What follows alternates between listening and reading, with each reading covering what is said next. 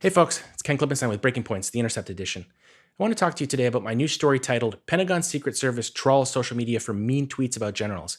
Let's get element 1 up on the screen there. So when Chairman of the Joint Chiefs of Staff, General Mark Milley, enters into his scheduled retirement later this year, one of the perks he'll enjoy will be a personal security detail to protect him from threats, including even embarrassment. That's right, your tax dollars will pay for this via the Pentagon's equivalent to the Secret Service, and that's called the U.S. Army Protective Services Battalion. The battalion is tasked with safeguarding top military brass from the Chairman of the Joint Chiefs to the Secretary of Defense. The unit protects these current as well as former and retired high-ranking military officers from assassination, kidnapping, injury, or embarrassment. And that's a direct quote from Army records that I'd like to show you guys on element 2 on the screen now. So this reporting is based on a number of obscure government documents I obtained, in which I'm going to show you during this episode so you don't have to take my word for any of this.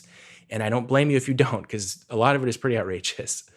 To give you some background, the battalion has existed under a number of different names going back to 1971, but more recently it expanded its mandate to include, let's get element 3 on the screen now, monitoring social media for, quote, direct, indirect, and veiled threats, as well as identifying, quote, negative sentiment regarding the people that it protects, according to a procurement document dated 2022. So the country's national security apparatus has become pretty obsessed with disinformation and social media, particularly after the 2016 election, as I've reported on this show before. And as a consequence of that, agencies and offices have sprouted like daisies and just proliferated all across the federal government to try to respond to this purported threat. Protective details have in the past generated a pretty fair amount of controversy, particularly under the Trump administration. You might recall his education secretary, Betsy DeVos, had an around-the-clock security detail that racked up over $24 million in costs, led to a huge scandal, whole news cycle. Same was the case with Scott Pruitt, who ran up over $3.5 million and led to an inspector general report that said, what was the reason for any of this? They weren't very persuaded by the threats that he alleged. But now that it's the Biden administration, you don't hear much about this stuff anymore. But so the procurement document that I described before, which I obtained an unredacted copy of, describes the Army's need to, quote, mitigate online threats as well as identify positive or negative sentiment about top defense officials. Let's get element 4 up on the screen now. To quote from it, it says that the battalion has a requirement to provide services to the Department of Defense officials in order to mitigate online threats, direct, indirect, or veiled, as well as identify positive or negative sentiment about these senior high-risk personnel. Let's get element 5 on the screen now.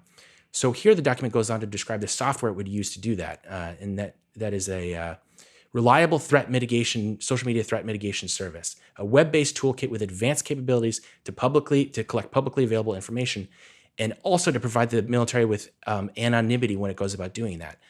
I mean, that's a really interesting point.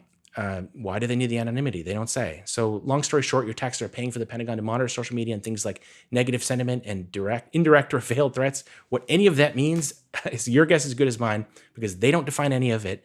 And when I went to go ask them for comment, as I always do, they didn't have an answer for me.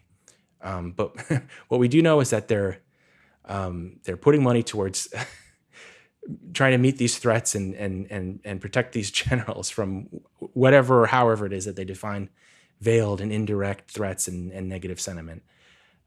So make of that what you will. Once again, I'm Ken Klippenstein with Breaking Points, the Intercept edition.